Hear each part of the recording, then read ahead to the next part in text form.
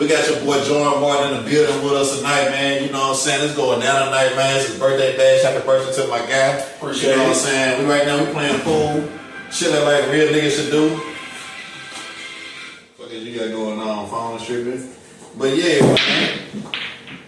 We talking about right now, we is discussing my boy, he used to get down on that music, Bad Boy J. Some of y'all might know, some of y'all might not know. I didn't know, you know what I'm saying? So to continue what we were talking about with the Bad Boy J thing, man, with the rapping and everything, and we already discussed what's different now with the streaming. Yep. Do you see that CDs is coming back? They need to. I am, but I don't know if the younger generation is doing it, but they should. If any of them follow the lead of the OGs, it's like, look, I'm going back to the CDs because that's where the money at. That's what you have to be it should happen. You have to be a good rapper. You have to really know what you're doing. Yeah, please don't be Lil Speedy, because Lil Speedy, he sold me a CD for $10. Oh my God. And it was blank. Hey, don't be Lil Speedy. You said have good music. He gave me a blank CD for $10. Wrote his name on it. What do you mean? So it had nothing on it? Yeah, Lil Speedy, you owe me one, man. Look, so he didn't have no music on it. No music on it. Just Lil Speedy! Scared the We're not doing that, Speedy. Why you ain't have no music on your motherfucking CD, nigga? Right. Hey, and I only met Speedy one time, but I see he been trying to pop back out lately. Yeah. But don't you sell no motherfucking projects with no motherfucking music on it. See, if they had music on, I don't think he knew who I was. Like, bro, I could have booked you. Hey, you doing the show. You done gave a club promoter a blank CD. A blank with no music. You just never know who you selling your music to, bro. You said it wrote his name on it. Yeah, wrote his name on it. Yeah, my new mixtape. Nothing on it. I ain't gonna knock him for writing his name on it because I did CDs, but I just wrote my name. But they have music on it. No, I wasn't tripping on that. I'm just saying, you know, when you write your name, you make it personal. Like, yeah, I burned it. You didn't burn nothing. It was nothing on it, just a blank CD. Damn, man. You know, streaming is a thing these days, Jorn, man. You glad that you didn't have to deal with that streaming when you were trying to put your music out, or did you know? Man, I ain't gonna lie. Which, by the way, I can stream right now if I want to. Yeah, right. But of course, it's gonna be harder for somebody of my caliber, right, to stream and already have a clientele base that's gonna immediately subscribe, as opposed to when I was in my heyday. Really, let's just say 2014. We can even say 2022 when I had the wood. Yeah. When you're around a bunch of people, when you see hundreds of people on a weekly basis, or even thousands of people, it's easy to start streaming because as soon as you walk in the door, I can tell them, hey, it's $10 admission, but $5 gonna make you a subscriber to my stream. You can do that. Because what I would do is I would always draw back to my foundation of being an entrepreneur, which is hip hop. I heard a long time ago, this rapist, I don't know if you know him, his name is Mystical. Mystical, he's a little rapist. He raped like 3 bitches. So Mystical, he said back in 95, 96, he would throw his own shows, and it'd be $10 admission, or maybe $15 admission. $5 get you in, but $10 is paying for the CD. So it was like I was gold in the streets just by doing that, by throwing parties. So it's like, why niggas not doing that right now? You just literally still do that and make it count towards your sound scheme. Because like everybody walk in and pay CD. Right. That's like I proof of payment. So it's like, I don't know why niggas should do that right now. So is that why you went from doing the music elevator to throwing the parties? Did it have something to do with that? When I got into parties, like I said earlier. Cause let me say this. When I tapped in with Jorn Martin. Yeah, I was already promoting. You was Ella Changes. Yeah, I was Ella Changes. That's when I got to know who Jorn Martin was. I didn't really know you like that. Right. You showed love to me, but I know that you was a promoter. That's what I did know. Yeah. So I got into it because pretty much everything I do, even to this day, it still revolves around music. So it's easy for me to get back into it, even as a promoter. For instance, I became a photographer because I said, well, we need photo shoots. Right. I ain't the only one, so I'm gonna start taking photo shoots for everybody else. That's why I had a camera. Right. It's like we need music videos, even though I've never done it. Right. That was my actual intention for having a camera. I wasn't trying to do photo shoots, but I knew I could. So a photo shoot just kind of became my lane because everybody just kept giving me money just for that. I'm like, all right, cool. And he hard at shooting on photos, so that nigga still do it now. Come on now. And then when I really started getting some money in the promotion thing back in 2014, my homeboy Johnny Brooks, who's also a former promoter to this day, still owns a car line in Little Rock on East Broadway. And he said, man, why don't you start flipping cars? I'm like, man, I ain't doing that shit. He said, bro, I'm telling you, it's simple. If you get you this done, I'm like, I don't know. He said, no, just listen to me. If you get you a car for $2,000, go to Kelly Blue Book, look up the value. If that value is over $1,000 more than what you paid for it, sell it, make the money. I said, all right, cool. First car I got, it was 2004 Volkswagen Passat. Brown. It was a stick, because I can drive a stick, so I'm not thinking about everybody else. Right. It's going to be hard to sell. It was a stick. I got it for $2,000, sold it for $2,500. I'm cool with that. Right. The next car I got, I paid $1,700 for it. Negotiated. It's like, man, I want $25. I said, man, you ain't got no title. And, you know, it's running a little rough. I knew it needed the front end fixed. Right. So I'm like, all right, I'm going to fix the shocks and all that.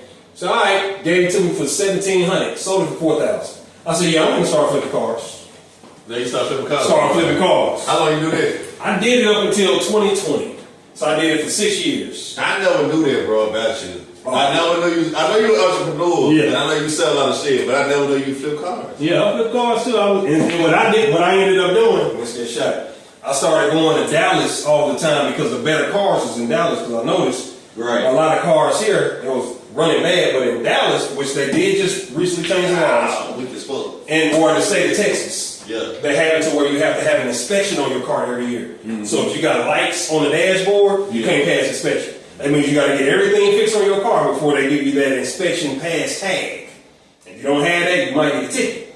So that's how it was. Now it's different now, but back then it's just like, I'm gonna get my shit from there, and I'm only gonna buy cars that has a recent pass inspection tag on it.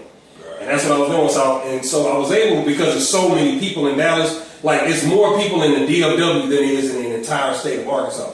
And so there's like $1 million people in Arkansas. There's like 2 million people in DFW, which is just Dallas-Fort Worth area, not the whole state of Texas. I ain't gonna lie, you just fucked me up with that. It's more people in Dallas area than it is in the entire state of Arkansas. That's crazy. So it's just like... Dallas not that big, bro.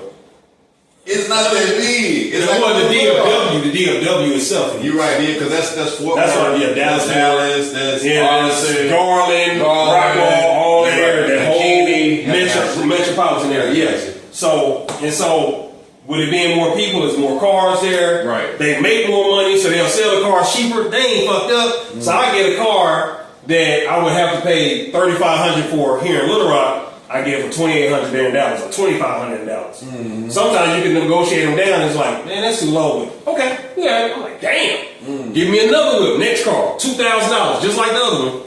Sold it for $4,000. I'm like, oh man, this is. I know it ain't all gonna be like this, but that was good. That was good. So it's just like them good flips. When you're making $1,500, $2,000 flips, sell a car in a couple of days after you get it, winning.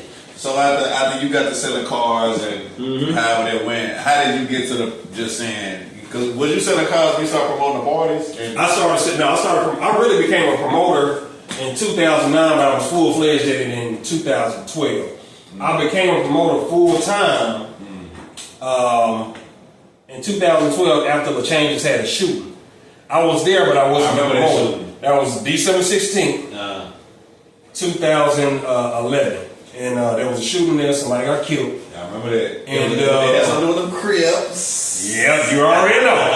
There you go. Yeah, exactly. Yeah. So when that situation happened, the promoter that I was working with at the time, I was making flyers for him and his photography, but I was also not even backdoor, but you could say backdoor, also making flyers for the owner of the changes, flyers and photography. So it's like I was taking pictures. Let's say I'm in a club and I'm taking pictures. I'll take 200 pictures.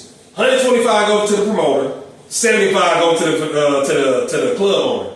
So it's like, even though I'm posting pictures from the same night, everybody got different looks. So it's like the club owner was like, well, I want to fly for Friday night, and the promoter like, I want one. I'm like, well, you pay me 40, you pay me 40. So every week I was getting $80 to make a flyer, and I'm getting $80 to be the photographer, while also keeping 100% of my money printing out pictures. So it was like every week I was bringing home $1,000 a week. I'm talking about as soon as I became a photographer and a graphic designer, and I got into the nightlife, I started making $4,000 a month. So these will say that was it for the car business. No. I wasn't even in the car business yet. Oh, okay. That was just the promotion side. And then after the shooting happened, And the promoter was like, man, I can't go back there. People don't want to fool with it. And it's like, well, shit, I do. It's an opportunity for me. Because at the end of the day, the promoter was there before I came into the picture. And so the promoter, he was there and it was dead. And then he hit me up about a party. I said, I'm already throwing my own party. I said, yeah, so I'm making flyers and I'm doing the photography for both the promoter and the club owner. So I'm doubling up on the money. I'm making the money, printing out the pictures. And I was making sure I gave them different looks. So even the flyers, different names, different looks. So because I had to do that, it actually, as a new photographer, as a new graphic designer, it sped me up and got me to levels of people that was doing it for years before me. It's like, man, you went from trash to good in a couple of months. It's like, because I'm at the same event and I'm doing double the work. Right. It's like, I want a fly. Don't make it look like his. Bet. I want pictures. I don't want none of the pictures you get him. Bet. And then I was going around to Patron Thursdays with Dunny Dunn and Motivation Los. And that was on 314 West or Main Street, where they currently got GG's. I believe that was the same spot. Yeah. Or maybe it was a little further down, but either way, but it's the same strip. And then I was making flyers for them, and I took a couple photos, not too many times, but it's like, so I'm the hottest photographer instantly, as soon as I jumped in the game. Everybody else is like, I don't want to take pictures for you, I don't want to make flyers for you. I'm like, I'm doing that shit for everybody. Right. And instantly, motherfuckers started hating on me. Yeah. People are like, oh yeah, I see you do your thing, get me in. And I was like, side eye, not speak. Hey, how you doing? Yeah. It's like, shit, that's on you. I don't really give a fuck. Yeah. Yeah, so I came in, I took over. One nigga that was not jealous was Dinky Events. Dinky, I remember Dinky. Yeah. Shout out that man. You know what? He's still making them flyers. I think he make the flyers for GG. You know what? Dinky, was it Dinky Creations? Yeah, Dinky Creations, Dinky Events, whatever. Man, dude did my first photo shoot I ever did. Cold. He did my first photo shoot. I still got the pictures to this day. I didn't know what I was doing. I was giving, I was doing the poses where I was just, he made me really get unwinded doing my photo shoot. Because I didn't know what to do with my face. Yeah. I didn't know what to do with my body while I was taking photo shoots. So it's a method to that madness, everybody, man. If you shoot photos as an artist and everything, it's a method to the madness, man. I was doing it all wrong. But Dinky definitely, you got you right. He got me real comfortable, man. I still got the photos. Shout out Dinky, man. For real. Dinky cold. Most of them photos still look good to this day. And they do. To this day. And I don't know what he was using back in the day. Yeah. But he still made it look good. Oh, yeah, the Nikon, I can remember. One of them $2,000, $3,000 cameras and lenses. He was like, what you shooting on? I said, a Canon T3, and you getting shots? Oh, shit. Yeah. I heard you. Did you see that? Yeah. I saw it. Did you see that? Yeah, I see it. Just make sure you don't miss this, though. No, I'm not going to miss it, bro. Don't miss that shit. I don't know what you Watch this nigga miss this. 13 You thinking about it too much. No, I'm not. Guard. No, I'm not. Look at that nigga, man. He got it. They better stop playing with this old eight. Hold on, man. Go ahead and hit the 8-ball in. I do I'm finna just. This what y'all do when you know what I'm saying, when you ain't got no shot, and sometimes you just gotta fuck some shit up a little bit. You gotta just throw it all out there. Oh. You got another shot? So the changes. Yeah. Tell us how I know you kind of briefly touched on how you got involved, but what's one of the most crazy experiences you got working at Le Changes besides the shooting? That's right for you, right? Well, here's the thing. I wasn't even there when it happened. Right. I was there that night, but I left early.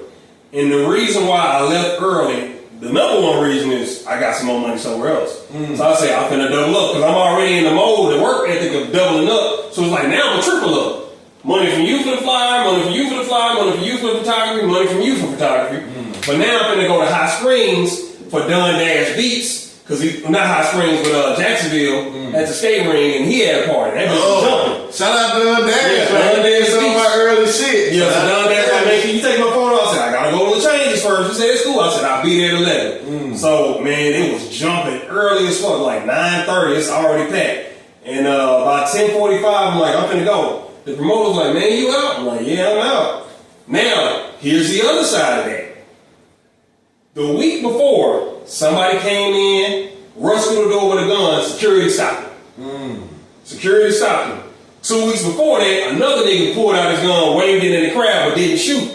And I'm just like, you getting too loose with security. And we jumping every week, and it's straight hood niggas in here. So it's just like, something told me, take this gig from Dun Dash and get up out of there early. I left at 10:45, got there by 11:05. By 11:45, bro, where you at? I'm in Jacksonville. Why, what's up? You had to go? Man, he just had to shoot. They was shooting right where you set up. Ooh. And when I got there, the shooting literally set up was happening right in my photo booth. So that means if I was there, I wouldn't be here right now. All that shooting happened right there. So what made you stick around with the changes? Because after that, you was still there for a while doing parties and stuff, right? Well, I knew he was going to have to tighten up. Right. He was going to have to tighten up. But also, this is another thing. The promoter cool, but he doesn't command respect from people. Right. Like a motherfucker can be in the streets and people still not respect you. It ain't about being in the streets. It ain't about being tough. It's about how you interact with people as an individual. Definitely. Do you have common human decency? Right. So when people come in, I'm checking with everybody. Hey, I'm Jorn, I'm a promoter. How you doing? Da, da, da. If I know you, I shout on the mic. Yeah. If I see that there's some tension, I stop what I'm doing. I come there. Hey, y'all good? What's going on? Right. And I diffuse the situation. Right. So that garners respect from people. Not only how I treat them in person, but even how I talk online. It's like, okay, he's funny, but he kind of comes off as a person that's no nonsense. So I know he's going to provide a safe atmosphere. And in all my years of promoting parties, not one fight ever happened on my watch. Right. No shooting, no stabbing, nothing. Soon as I leave, shooting's happening again. And you know what? And that's a good thing, Jorn, because that's one thing I've always prided myself on. Was doing parties and stuff on the ApedOut Friday parties. Hold on, I'm trying to shoot, man. This is my shot, man. No shot. Okay. I could have sworn you missed. Nah, I ain't missed nothing, man. I'm just mad. Go ahead. He gonna lose anyway. Hold on. So, but I will say I got the same credit that you got where I say it's besides strippers. That's a good shot. Besides strippers fighting over dollars with their funky asses. Besides them, I ain't never had no fighting or shooting in none of my parties. Right. I pride myself on that. And even what your shit did tonight, you know what I'm saying? I wouldn't come to normal. Normally I don't come to stuff like that, especially in, you know what I'm saying, at a house type vibe. Right. But knowing you, it's gonna be straight. It's gonna be straight. It's gonna be straight. Jorn doing it. So that is a big thing, man. Yeah. So when you left the changes after all that melee, you know what I'm saying? Did you hop over the Pharaohs from there, or what was you? Yeah, that's what I mean. We became the owner. So tell me, so you was the owner of Pharaohs? Yeah, co-owner. Yeah, yes sir. How in the heck did you actually do that? Shout out to Cody Woods, man. My guy Cody Burns. I'm sorry, Cody Burns. I'm sorry, Cody Burns. Get it right. Get it right. My bad, Cody. Don't cuss me out. Mr. 50-50. You got to make me start talking like that, man. Hey, come on now. Come on. He's coming, Reverend. Come on, Reverend. Because he know I'm pop that shit. He gonna freak. But how did you become the co-owner with Cody Burns, man? Because Cody Burns don't let too many people become nothing beside him while he runs business. Right. So here's the thing.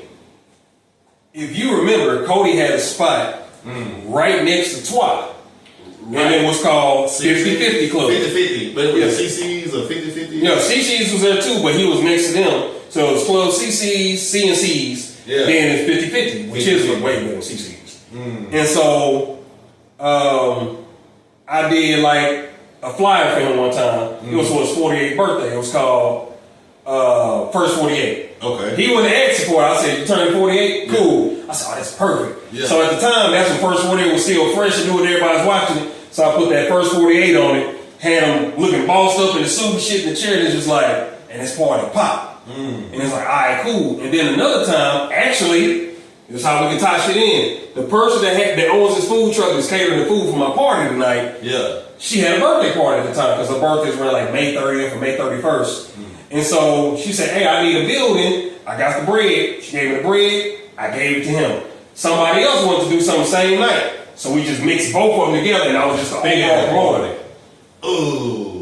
Packed this shit out. But at the same time, I had Joker B performing down the street of the Changes. And then I had some other shit going on, my promotion shit. Right. And so he was like, wait, how you gonna do mine and you at the Changes? And the guy on the Changes like, how you gonna do that but you over here? I said, I got this. Watch me work.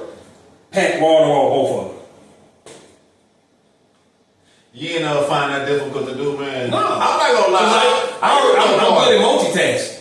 See, I used to throw parties, man. I couldn't even grasp the idea of dealing with 2 fucking parties in one night, man. Because one only enough for me to really like, okay, I'm drained.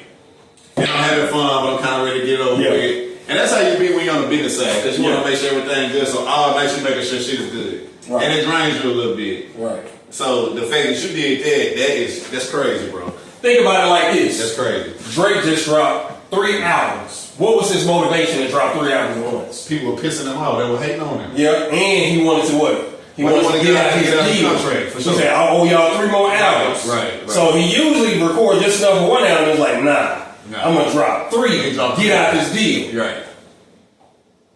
But also, the flip side of that is you get paid 3 different times for 3 albums. Right. And what happened when it dropped? He went number 1, number 2, number 3 on the charts. Yep. You don't think he getting paid for that? I get it. So, okay. I know I packed the changes out. It's easy. Right. And because I'm so used to doing it, I got energy to do another one. Now I'm going to double up on the money. Boom, boom. So now I'm walking out with $2,500, $3,000. Wasn't a lot, but I did have to split with people. But it's like, oh shit, this nigga got it. So, fast forward a couple years later, when he gets his other spot, actually he already had it. It was a daycare. Yeah, it was a daycare and it was like a hair salon. It was on the Pharaohs right there. We looked up at. Yeah. Same spot. Same spot. For sure. And then he said, all right, so I'm done with 50-50. I done shut that down. I want you to be my promoter here. You said, I'm still impressed by what you did a couple of years ago. When you packed down my spot and the changes, and they literally right down the street from each other. I'm like, all right, cool. I checked it out. He said, what should I do? He told me, he said, how do you want me to design it? I want to design it to where it's good for you. Because you know he into that construction shit. I said, all right, cool. I like it when a DJ booth sits up high. Because a DJ needs to look at the crowd. Because a lot of times, I get mad at the DJ and it's like, bro, watch the crowd. Pay attention to the crowd that's here and play music based on that crowd. If you see some people and they look like they're in their late 30s and 40s, play older music that came out in the 90s and the 80s, shit they grew up on. Yeah. You know, and if you see Jeezy. Yeah. And if you see somebody around our age, you can play the T.I., you can play the Jeezy, you can play some 50s, you can play some Wayne, you can play whoever hot at the moment on top of some R&B. But just play to the crowd. Also, if you see, for whatever reason, we just got an influx of white people, slide in a couple songs that they like. It ain't necessarily got to be country, but maybe a little Miley Cyrus, maybe some, you know, what's the girl that just got married to the football player that played for the Kansas City Chiefs? Shit, I don't know. Whatever. It ain't Miley Cyrus. Y'all know who I'm talking about.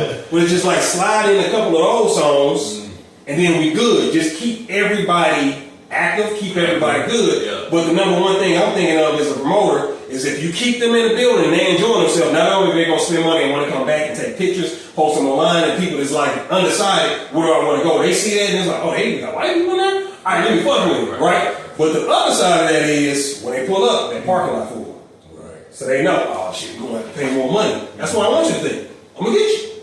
I'm going to go ahead and charge you 15 and 20. I ain't going to do too much, but that's what we do. 15 and 20 ain't dead. Yeah. It's just like the artist. Yeah. But let me speaking about back in the day too, and everything. What was your breaking point for the wood? I mean, not the wood, Pharaohs. Like, what was the breaking point for you? Just to, you know what I'm saying, be like, this ain't where I want to be. Because how long was you there? I was there for a year and a half. I know when I spoke to you, and I don't give a fuck, Cody. You can get mad, but we all know it was certain things that we wanted. Even when I was there, when I started, and I came behind you. I came behind you with ApedOut Friday. You know what I'm saying? And you hit me up. You actually did a good thing about it too. Appreciate it, man. And you hit me up and showed me a lot of love, and you kept me motivated, and you really helped me understand some things that as a businessman, if I want to get involved. And one thing I did understand is the stuff around my party, like the lights, stuff going on with the building, needs to improve.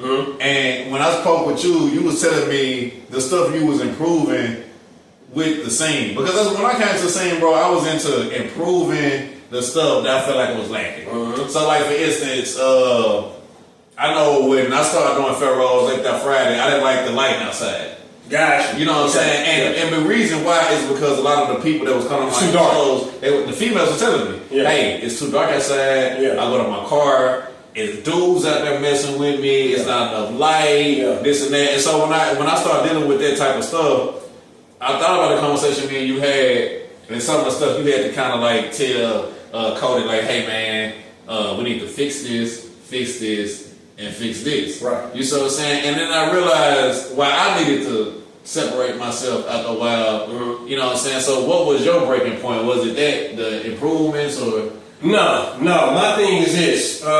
Me and him had a deal. For me to be his business partner on a building he already owned. Right. For an LLC that he already owned. Right. For a concept that he already owned. All I got to do is make sure I bring money in the building. Because the whole building is his. So it's just like, we just going to split that 50-50. Down the middle. Food, drinks, hookah, door admission, everything. Split in half. So that's what we did. But the breaking point wasn't the fact that I had to get shit fixed. And I'm like, you my partner. Right. Hey, we need this fixed. We either going to pay the money out of the money we making, or if I got to because you dragging your feet, I'm going to do it.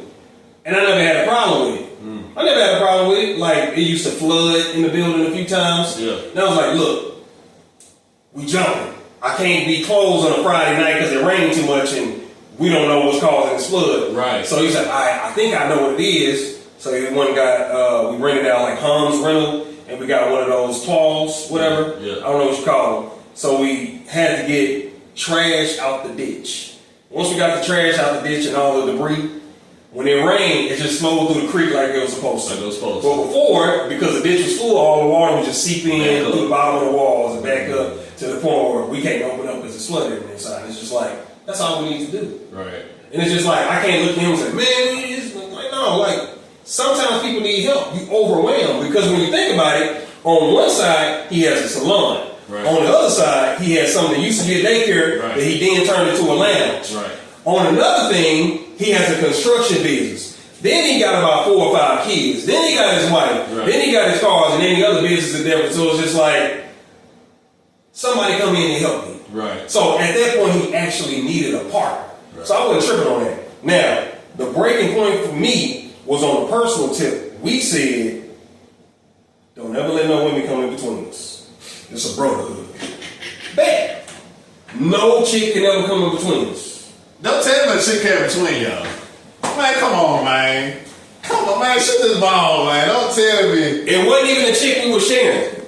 Y'all sharing a chick? No, we wasn't even sharing a chick. Oh, okay. I would never share a chick with him.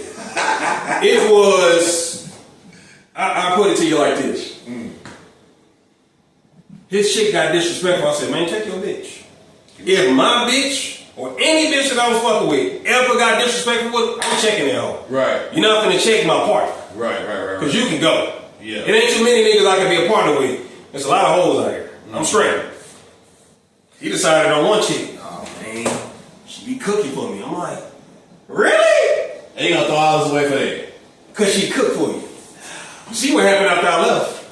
Yeah, I really guess some meals wasn't good enough to keep the business open. But that's my guy. But you know, he fucked up. Well, I really didn't see what was happening. Like I said, it was just crazy because when I started over there, man, and like I said, you reached out, you showed a lot of love and everything, and I definitely wanted to know what was going on and why you wasn't there no more, because it seemed like a little profitable situation and everything.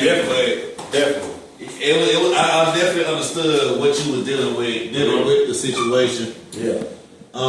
So when you left there, did you go ahead and go to the wood from there? Because that was the thing, man. Like you showed me. No. So here's the thing. Oh, you bitch. Here's the thing. So right now, this year, July 23rd, 2026, I'll be celebrating 15 years of entrepreneurship. Okay. 15 years of entrepreneurship. And before that, working just like everybody else. But I had money put up. Gotcha. Matter of fact, I mean, it's not a lot, but it was a lot to me because I had never saved this much up. I had $25,000.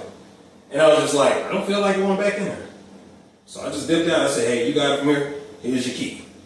It is what it is. I could live on $2,500 because at the time, my rent was only $600 a month. It was nothing. So it's like, man, I can afford a break to where I can work whenever the fuck I want to. So I sat back from September 2019 until March of 2020. I said, all right, I'm gonna get back in the promotion scene.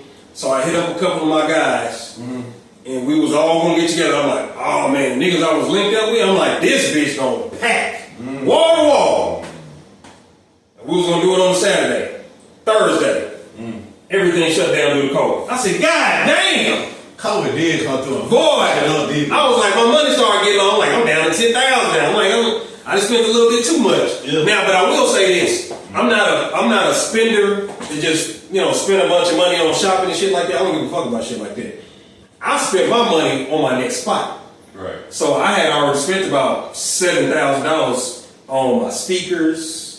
I spent money on my DJ equipment. Yeah. All my hookah equipment, the supplies to go with all of that shit. I even got lights and all that, the chandeliers, any of the lights that I put up on wood. Yeah. So everything I had in the wood, I bought it right there in 2019. That motherfucker was clean too, Jorn. You saw it. I seen it. Yeah. I missed this spot. I ain't gonna lie, I like this spot. Yeah. So promising spot. So I said, all right, let me get back to making some more money.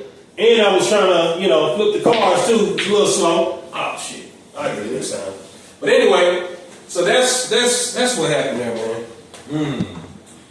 So tell me about some of the experiences with the wood, man. I think that was, I ain't gonna lie, the wood was one of the first spots I seen you was just the man. Mm-hmm. Now, yeah. Because it was a partner or yeah. This was the first spot you was just the man. Yeah, because after my experience with Cody, still respect him. That's still my guy. Yeah. So to me, Cody just gonna be a brother for life because he didn't have to do that. Exactly. And we've been cool ever since. He actually came up to the wood a couple months after I opened. We just had a conversation, man. We talked about 3 hours. And we was like, hey, we good, bro. I ain't got no problem with you. Yeah, we good. Cody a good dude. I just left out because I'm like, hey, you broke the deal, so I'm out. Right. But it was all good. But what about my experiences at the wood where I was just a man? I just decided from that experience with Cody, I said I could just do this shit myself. I'm getting my own bread. Right. I got my own bread up. And to tell you how I got it up, after everything got shut down from COVID, I'm like, I'm a hustler. I'm ready to get back to working. All this sitting down and free money, I got the PUA, Pandemic Unemployment Assistance for self-employed individuals. I got the SBA loan. That wasn't enough for me. I like making money. I'm a hustler by nature. Right. So it's like, I want to do something that's going to make some money. So I started flipping cars even harder, more consistently.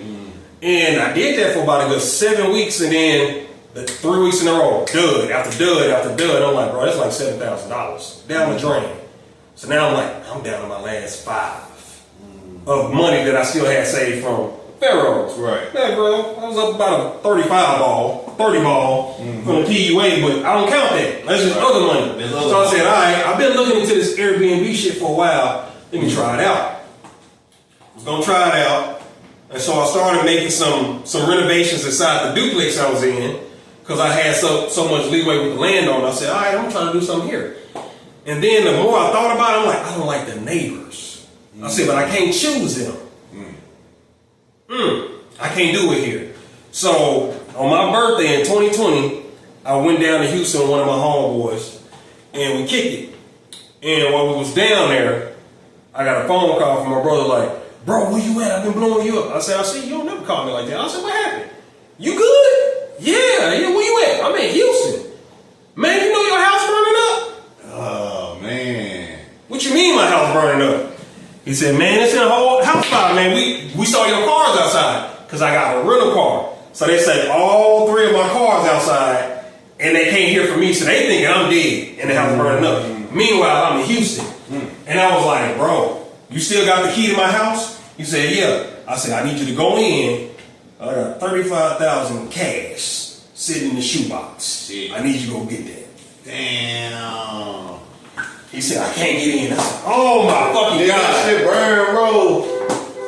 Then, after that, you just set the car alarm off, man. Let's talk about it. The car was like, what the fuck? Damn, so anyway, yeah, so he was able to get in like 2 hours later because the fireman had it blocked off. What is some advice you would give to these promoters that's on the scene right now that's trying to do that thing in Little Rock. I know it's a tough scene to crack. And you know what I'm saying, you actually cracked that algorithm quite a few times. You did have some success. That's how I met him. If y'all didn't know, I met this guy doing the parties. One of the greatest promoters ever came because he really didn't give a fuck. You know what I'm saying? He had his own crowd. People knew what to expect when they deal with him, and that's what I liked about Jorn. Jorn spoke his mind. He didn't let nobody alter what he thought or how he felt. And if he felt like he needed to speak on something, he did that. Yeah. I mean, I learned a lot from him because even when I was doing parties and stuff, business relationships caused me not to say nothing about certain stuff that I probably maybe should have said something about. You know what I'm saying? So, what is the advice that you would give him, these promoters these days, about doing their thing in Little Rock? Bro, be yourself. Just be yourself. Be yourself. Be genuine. I'm pretty sure there's a couple people out there that want to say something about me in the negative life, as far as things that are not true. Right. But one thing a motherfucker can't say is I wasn't true to who I am. I've always been me. I ain't never been fake. I done had hundreds of people like, bro, you'll make so much more money if you wasn't saying this shit on Facebook. If you wouldn't always speak in your mind. I'm like, I don't give a fuck. Right. I make enough money to where I'm comfortable, and when I become uncomfortable with that, I'm gonna make more. Right. Because at the end of the day, being an entrepreneur is, I feel like if you just own one business, you can't call yourself an entrepreneur. You're a business owner. When you own multiple, then you are an entrepreneur. I'm not saying you got one wing stop, then you get a second wing stop. No. You're a business owner, you just got multiple locations. But when you own multiple businesses, when you're a graphic designer, when you're a photographer, when you're a videographer, when you're a club owner, when you're a promoter, when you're flipping cars, when you got Airbnb, that's an entrepreneur. Not a motherfucker that's doing one thing. So no, you're just a business owner. There's nothing wrong with that. Right. But an entrepreneur, they diversify. They do different things. So just be yourself, because the people that's supposed to fuck with you, they gonna find you and they gonna fuck with you. You will always attract your vibe and attract your tribe as long as you are true to who you're supposed to be, which is yourself. It's only one you. It's a lot of other motherfuckers out here, but it's just one you. So just be yourself. Do what you want to do. Say what you want to say. Even now, with my lady, I be wanting to tag your page sometimes, but you just say some off the wall shit. I'm like, good. Don't tag it. Yeah, don't tag. Because I'm always gonna say what the fuck I want to say on the book. I don't care who got something to say. You definitely do that, bro. And it's cool. I didn't watch motherfuckers hate you on social media, Facebook, especially Facebook. You know what I'm saying? From the city, I done seen so much hate towards you, bro. When you was doing your thing, you just spoke of some things, and people. Do you still deal? And this was back in the day. Yeah. Would you still deal with them trolls the same way you dealt with them back in the day? Yeah, same way. Because at the end of the day, I'm not a big guy. Right. But I'm bigger than what most people thought I was online. Some people say, man, I thought you was like 5'7", 5'8". I get to see you in person. You 6 feet tall, and I wasn't even muscular, but I was just bigger than what they thought. Now I'm actually more muscular. Right. So when they see me in person, it's like, kind of chill out. And then what I found out, and I wasn't knowing this, but a lot of motherfuckers was running to my connections. Right. So it's like, yeah, we're going to do this, we're going to do that. And they'll get a little phone call. You ain't doing nothing, partner. You ain't doing nothing. Because the real nigga's going to be like, I fuck with what he said. If you don't like it, that's on you. But if you touch him, you get touched. I'm one of them niggas. I just want to let y'all know that. Yeah. You know what I'm saying? If you fuck with this nigga, you're going to have to fuck with me. Yep. I'm sorry. Especially if I hear you try to do him bad. Yeah. You know what I'm saying? One-on-one, he can handle this thing. If it's some real shit. But if a nigga's trying to get at my boy, man, we ain't going for that. Yeah, because at the end of the day, real recognize real. It's just like, bro, you're not gonna get at a nigga for keeping it real. Nah. You just a fake ass nigga that's mad at you and your feelings. Right. So a lot of times, a lot of shit didn't happen. Now, the few niggas that did pull up, like I said, they saw me in person, didn't do nothing. Man, where you gonna be at? Check the flyer. I'm gonna be able to change this tonight. And they'll show up, and it got to the point where the owner was just like, you do this shit all the time. They say, but it be helping us make money. Yeah. Controversy sales. Controversy sales, man. Sales. Speaking of controversy, didn't you get the jacking up somebody at one of them clubs that you was running? It was a Pharaoh. Then you put your hands on somebody. You want to talk about that? Yeah, so without going into too much detail, right? Let's just say I called a motherfucker out their name for playing with me. My lady at the time, she was promoting for me in the changes. At Pharaoh's. Pharaoh's Sugar Lounge. And somebody else that was promoting for under somebody else, they asked her to do something. She was like, no, I'm not doing it.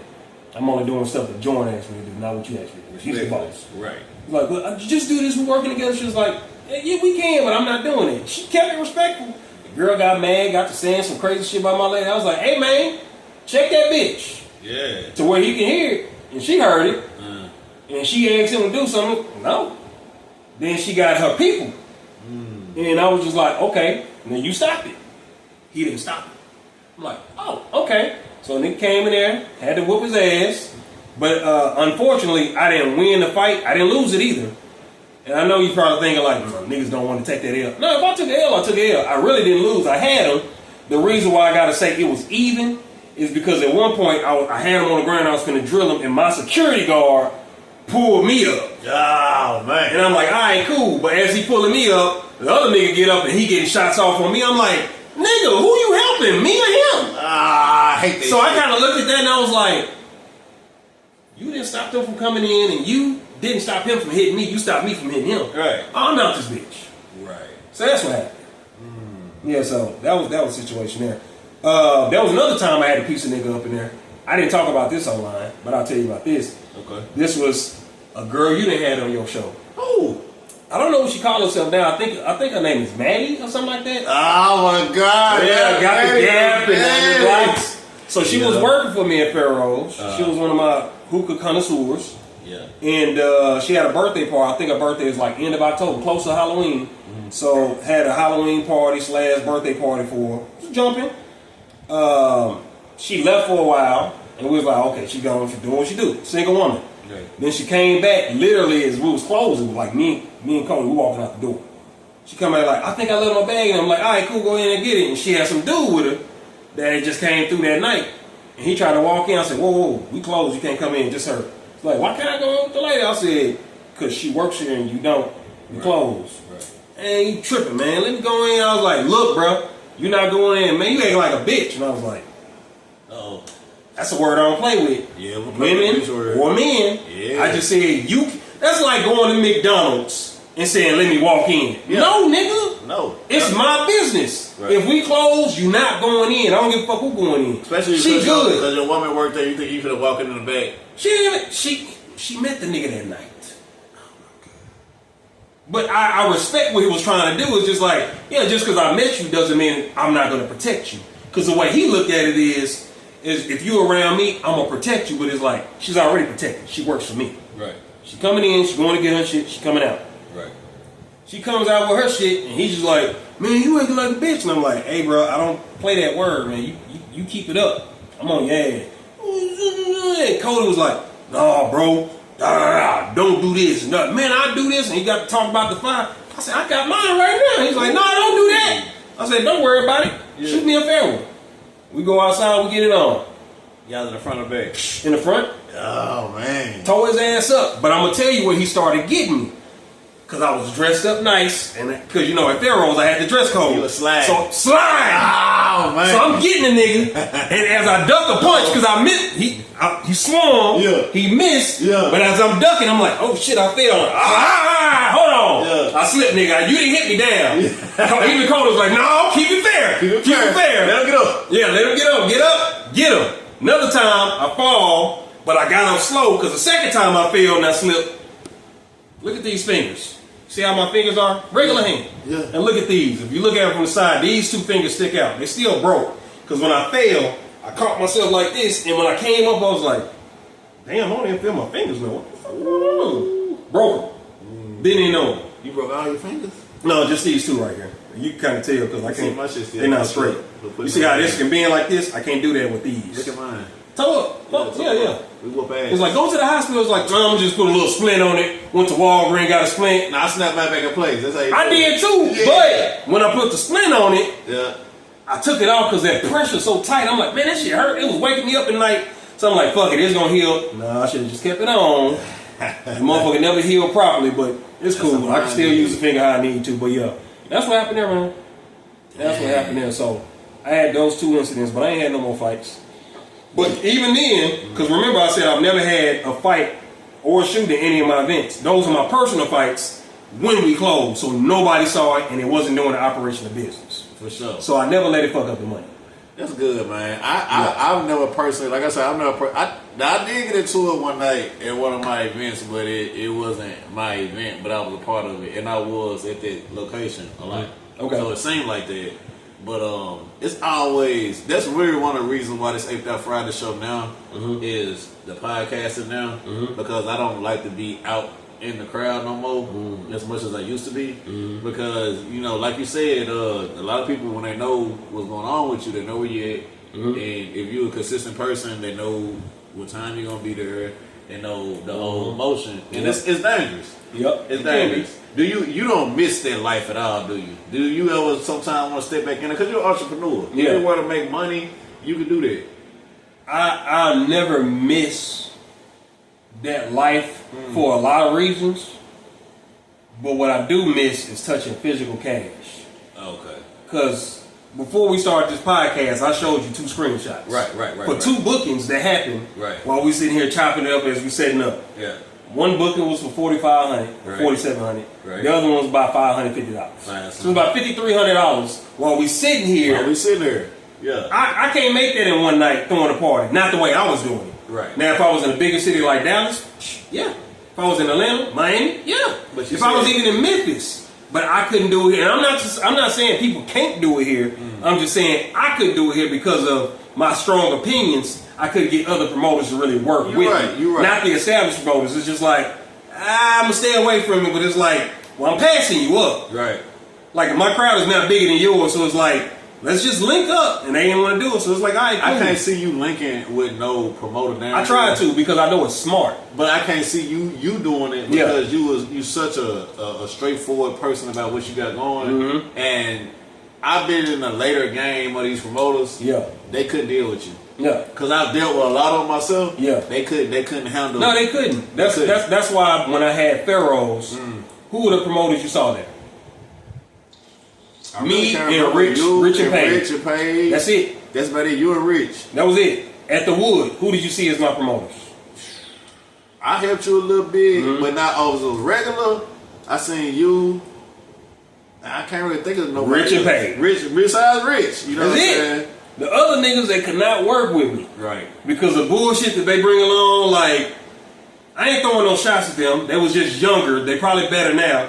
But even like with some of the riffraff that comes with doing it, because doing it himself is a solid individual. Right. But the crowd can be a little rowdy, and it's just like, it ain't even about them being youthful.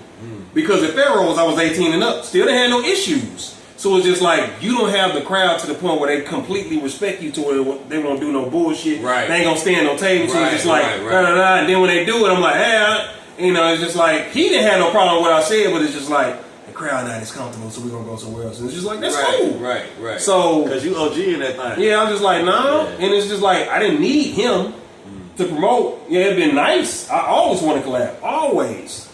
I'm not a person that wants to stand alone, because at the end of the day, you can't do shit and be successful by yourself. I don't give a fuck how much people see me doing shit by myself. You don't know who's on the side helping me in the background. Exactly. Even when it came to the Airbnbs, when I got started, I had another lady that I started dating, not the woman when I was at Pharaohs, but somebody else. She helped me the whole fucking time. When I was at Pharaohs, the girl I was with then, she was helping me the whole fucking time. Right. Nobody's necessarily helping me now, but obviously my girl is very helpful. She's useful. Yeah. So I always got a woman that is helping me, and of course you're going to have a team of guys that's helping you too, but you can't do nothing by yourself, man. You can't do nothing by yourself. So it's always a team. So I'm always looking to collab with people, because I can't be successful by myself. That's a fact. I can't. And so you gotta always look at that. Like I never say, well, since ain't nobody fucking with, I'm just never fuck with nobody again. I'm always reaching out. Hey, you wanna? Even when it comes to the Airbnbs, I'm doing it all by myself right now. But if somebody come along, like even her, and she say, I want to get a second spot, but let me do it with you. You see how this motherfucker look? Right, it's nice. I don't know if y'all looked around yet. This bitch extra nice. It's actually nicer than mine. So guess what I'm gonna say? Yeah. Even though I got 7 of them, I do one with you. Yeah. I see how you take care of this one. Yeah. So I'm always looking to collab. I ain't like, oh, you just got one. No, let's do it. Because at the end of the day, it's better to link up with somebody on the come up, because she might fuck around and get 20 of them. You don't know. A lot can change for a person in 1 year. Because when I got started in this business, within the first year, I had 8 properties. Right. I was good with just having 2, but I was like, the opportunity is there for me to get more. So I got 8 in my first year. Honestly, I got 7 in the first 5 months. And at that time, within the first year of me doing Airbnb, from October 2020 until about October 2021, I was bringing in $30,000 a month. Let's talk about some of your crazy Facebook posts. All right. I seen a Facebook post of yours, man. It really don't seem like, you know what I'm saying, you really with the mixed couples type jizz, you know what I'm saying, jizz. Yeah. Is that just Facebook talk, or is that a cultural thing, or is it some Jorn feel? It's some Jorn feel. I'm just pro-black.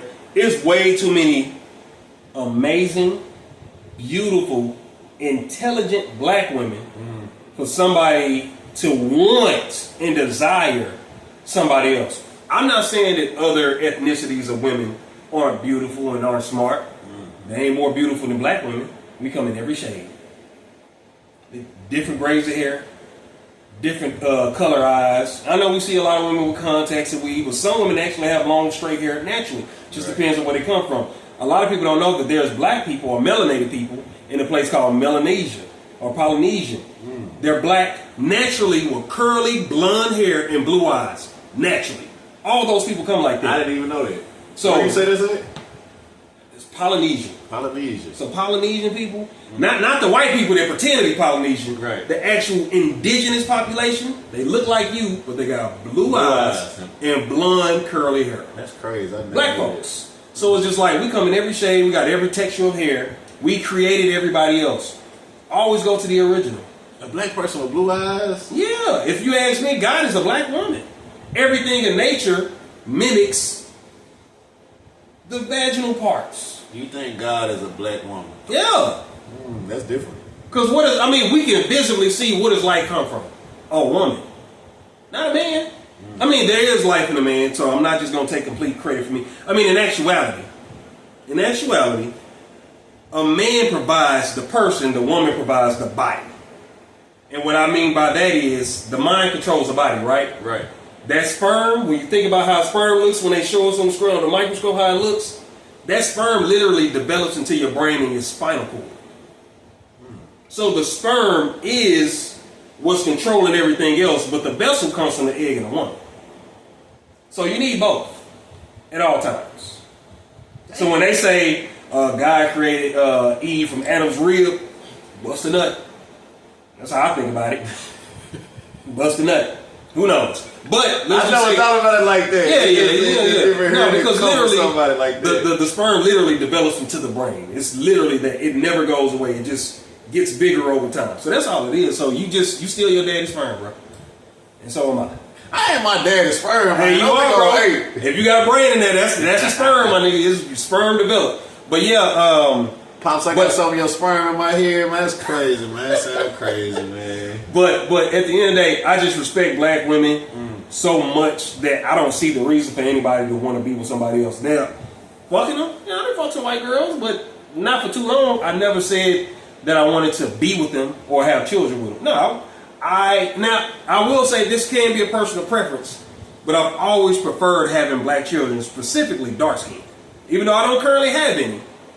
But that's been my preference. So it's like the darker the berry, the sweeter the juice. That's what I'm looking for. Black. But if you like light, you can get your light skinned one. I'm a light skinned nigga. Yeah. Man. Actually, you brown. You just brown.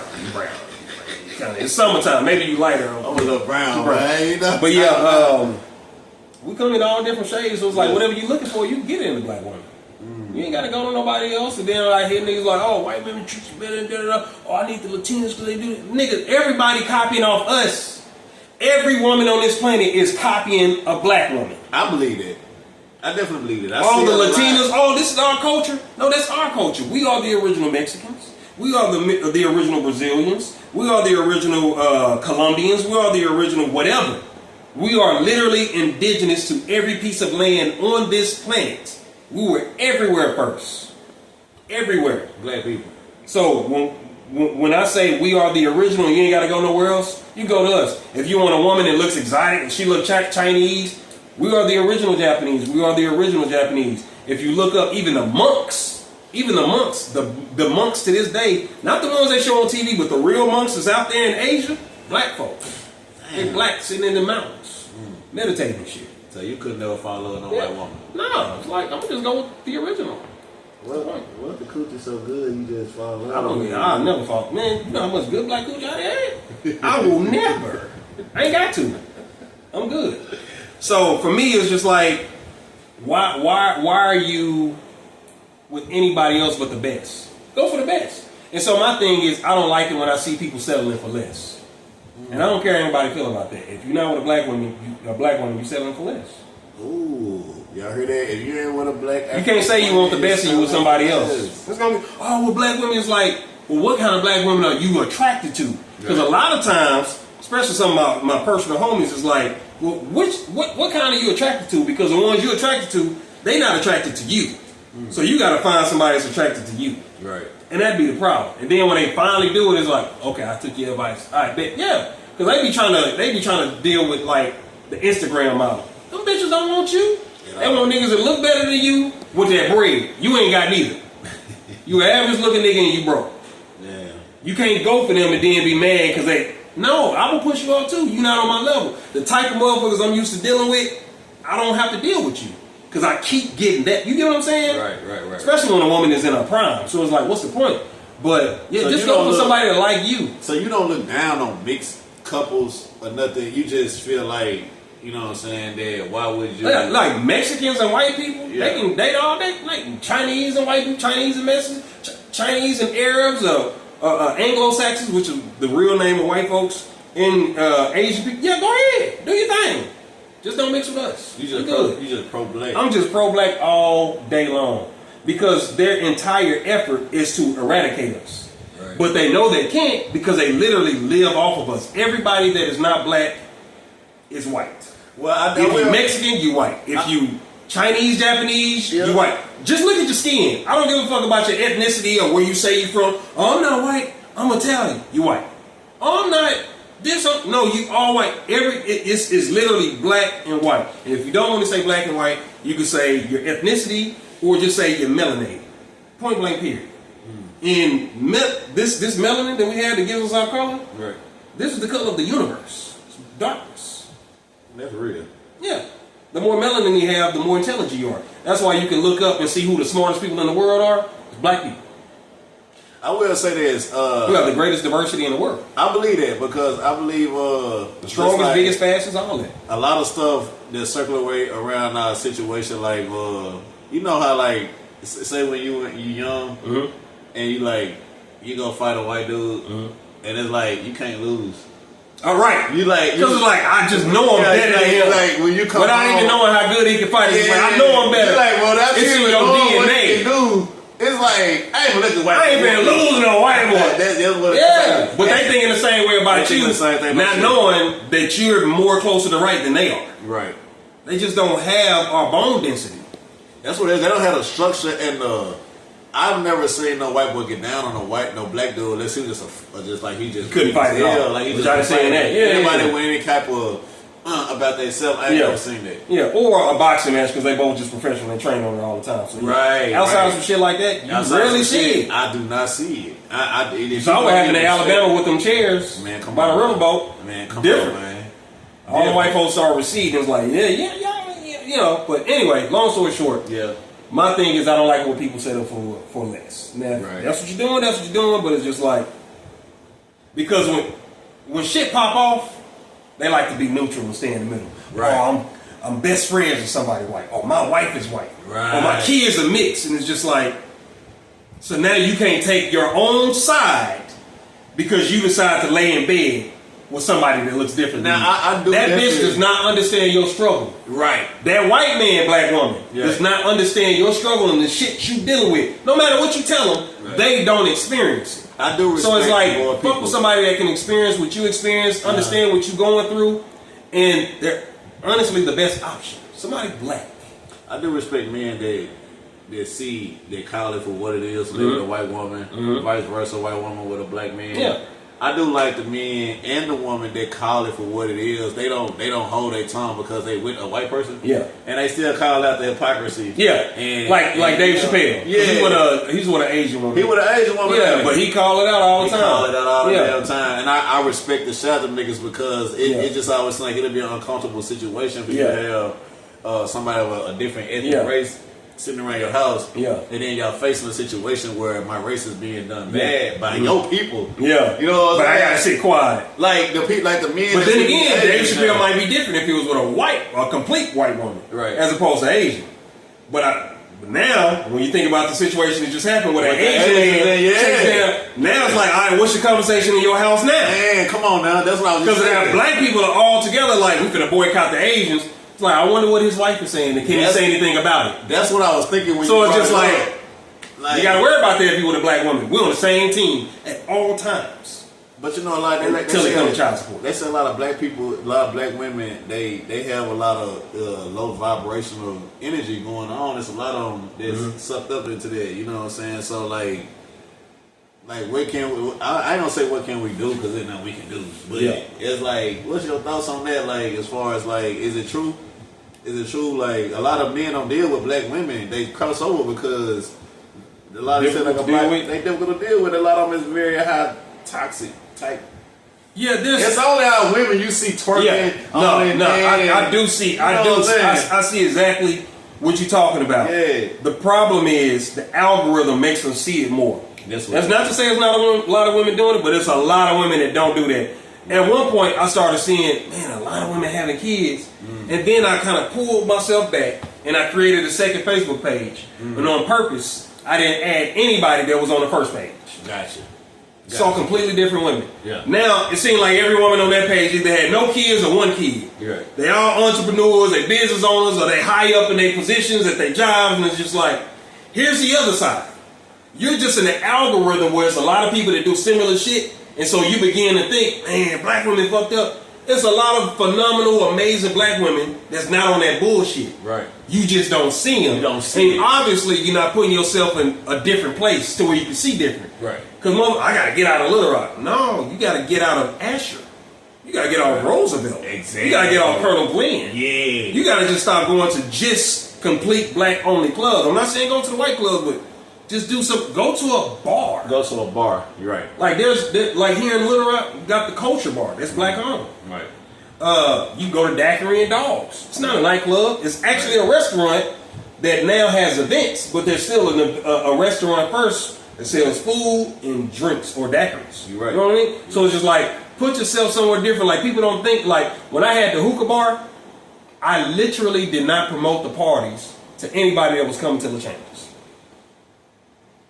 Because at La Changes, people knew I didn't have no dress code. You can smoke cigarettes, you can smoke blunts. Right. At Pharaoh's, I got a dress code. You can't smoke nothing but hookah or vape. That's it. Now, you was one of them niggas that when a nigga went to your party, a nigga was either pissed off or he was okay with it because you had a dress code. Yep, I had a dress code. Dress code. And they knew. You pissed me off one time when I first got to know you because I'm like, oh, fuck this nigga. I already had a dress code, but I had the same attitude. So I had to get to know who you is and respect you as a businessman and why you did that. Yeah. You know? Because at the time, and I think it's still, I think nobody's doing it even now, but at the time, nobody had a dress code in Little Rock. I literally checked all the promoters. Not for real. Nobody had a dress code. That's why it used to piss me, because when I used to go out, I'm like, this the only nigga shit I gotta fuck with where I really gotta have it. That nigga said no hats, no white tees, no. This is what we doing then. You gotta be a V-neck. You gotta be a V-neck. Yeah, you gotta be a V-neck. I didn't know what the polo. Man, like, man, what the fuck? I was not fucking with V-necks then. Here's the thing. Yeah. Exclusivity is a selling point. So that's a part of marketing. If you know everybody can't get it, just like if you found out your woman was at everybody, you wouldn't value her as much. But it's like, oh, you really only fucking with me? Right. Bad. Right. You value it. Right. Scarcity. It's a selling point. So it's just like, I ain't just letting everybody in. You gotta look a certain way. Right. You gotta have a dress code. Right. And I even say, I don't care if you dress up nice. If you stink, you can't get in. I'm not gonna let you in and you smell musty coming through the door. Oh, here you go. You got some deodorant in the car? You're gonna have to go. Because you're gonna fuck up the vibe. I cared about that shit. That's what we're missing down here, bro. Like, that's honestly what we're missing in that game, bro. And even when I asked you to give the advice, that definitely was a piece right there. Yeah. And I'm glad it came out because you actually cared about the people that was coming to your event. Yep. And there's a lot of promoters out here, they don't really care. They don't care. It's just like, how many people want to come? Let's make the money. I'm just trying to get people in here. Mm-hmm. And that's why that's why bullshit happened. Because everybody not on the same page to come through the door. Man. Everybody know you ain't getting in unless you on dress code. Right. Because there was a few times Cody was like, bro, they said they're going to pay $20. I don't care. I don't give a fuck about that. Take that $20 and twice. They respect that though. And guess what, niggas? Sometimes niggas be like, man, I ain't doing all that, man. Hell no, fuck they ain't. Women come in. What? $20. And it's like, damn, a group of bitches just paid $20 and y'all thought it was too much and you thought you should get in with your hat. So guess what niggas will do? Go to the car, come back. Here you go, bro. $20. Some niggas went back home, changed their shirts. It's like, all the bitches I've never seen these women before. Because they used to seeing the women, they could just put anything on. They come in with t-shirts and J's just like the niggas. Those are chicks that want to fight. So I actually had a dress code against women. If you wearing J's, you can't get in. I remember that. I can't. No. Like, bro, women that wear sneakers, like sneakers they like ready that, they ready to fight. T-shirt, that mean you ain't got no, you ain't really got no makeup. Right. And you coming for problems. Right. You ain't coming in here. You know. I would kick them out. Damn. I ain't accept that shit. See, and that was the selling point. That's why, and that's the reason why I quit doing parties myself and throwing shows as much. I will help out and shout out to my boy Swerve on them. But yeah, man, it's like I care too much. Yeah, and it's like I get punished for caring too much. That's why I was saying even with the Pharaoh situation, it was like I'm telling my partner that I was doing business partner that was talking to Cody like, everybody telling me new lights. You know what I'm saying? Like, and it wasn't happening. And it's like, that's the least things, my worries is getting money in here. Yeah. And that's not the least of my worries because at the end of the day, I got a brand. Like, I don't want to hear that. You got to provide a good product. Yeah. Everybody call me the next day. They don't call Cody. They don't call my business partner. Yeah. They call me because my name on it. So if something happening, Friday night, Saturday morning, my phone lit. Yeah. It's like, hey man, you know, I was told this last night and this didn't happen. I was told I was going to get paid for this. This that happened last night when I went to my car. These dudes was harassing me. I didn't get some lights and I ain't coming back. Yeah. You know, it was all kinds of stuff like that. Even this and this going on in the bathroom. I didn't get some locks on the door. It was so. What it boils down to, you got to talk to niggas like partners at all times. I never talk to somebody like I'm your promoter at the Changes. No, we partners because we splitting this door 50-50. Right. Yeah, it affects us. Yeah. Yeah. What affects me affects you. Right. So even though you're the owner, we're partners in this. So I just look now, when it came to Pharaohs, we was business partners on paper as well. So it's like, now we split everything 50-50, whereas at the Changes, we just split the door 50-50. Right. I'm cool with it. But unlike most niggas, I was able to get the VIP and keep all the bread. I was able to do a lot of shit, including VIP admission going upstairs in the Changes. So it's like, yeah, that's all me. Or maybe I'll split it sometimes. It just depends. He was like, all right, you can keep all of it, or make sure we do that split. All right, cool. $30 to get upstairs. Boom, 15. Kill him. So, you know, but most people, they didn't have that leeway. But see, with the guy that owned the Changes, Herb, you got to earn your keep with him. He has to trust that you here to actually work and put in work like him. Because a lot of people don't know this. Herb been in business for 29 years. He opened up the Changes in 1997 on Main Street. And then in 2009, he transferred it to the location it is now, Roosevelt in Little Rock. He done still got that now, dude. He still owns the business. But it's a different name. He called it something different, but it's still changing at the end of the day. At the end of the day. But yeah, it's just like when you deal with people like partners, you can get more out of them, as opposed to this is your shit. I need you to do this, do that. It's like, hey man, what can we do together? I can do this, but I ain't got much. Because I started off that way, like, look. We business partners now, but this is all I got is this. Right. But to make up for the fact that I don't have the revenue or the cash on hand, I can make the flyer, I can make the logo, I can do the initial photo shoots, and you know I'm gonna pack the party out. So that's gonna bring in the money we need. It's like, we good to go. That's it. So I came in with the resources he needed to be successful. Yeah, save him money and shit. So it's just like most niggas, they gotta come in. Hey, I need $15,000 for you to be my business partner. With me, $0. Yeah, and that's how the answer you gave me. Even when I was helping you with the wood, you know what I'm saying, you was showing me love like that for sure. Like come in, nigga ain't got no money like that, but I'm gonna pay you. You help me promote. I need you. You know what I'm saying. So I know. Yeah. Well, you know what I'm saying? It's been popping. ApedOut Friday. We got my boy Jorn in here. We finna get ready for this shindig. We've been chopping over my boy about all the good stuff going on, man. You know, the promotion, his background. Y'all tap in with my boy Jorn. This episode 49. You know what I'm saying? Jorn, is there anything else you want to tell these people before we get up out of here, man? Before we get ready for this party? Make sure you tune in, like and subscribe to ApedOut Friday Podcast. Appreciate it, man. You know what I'm saying? Jorn, did you want to promote well, I don't know when it's so make sure y'all fool with Tate's Wings. It is a new food truck. Promote that. You know, I know this is gonna air at a different time, but we airing it right before I have my birthday kickback. And it's catered by Tate's Wings. Tate's Wings. Brand new. Also, fool with this. Go on Airbnb, search up Sammy's Place. That's the name of it here in Little Rock, Arkansas. Search up Sammy's Place, book this Airbnb. It's not even mine, but I'm good. So just book hers, book Sammy's Place, start fucking with Tate's Wings. That's all I got. Hey, y'all heard the man. Make sure y'all book. I need my cameraman. Can you show the place a little bit, show them what they need to book? Yeah, man, y'all go ahead and book them.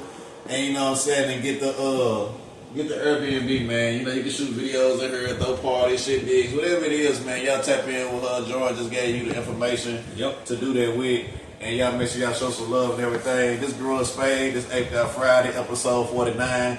Jorn Martin in the building. Appreciate your brother. We done played pool.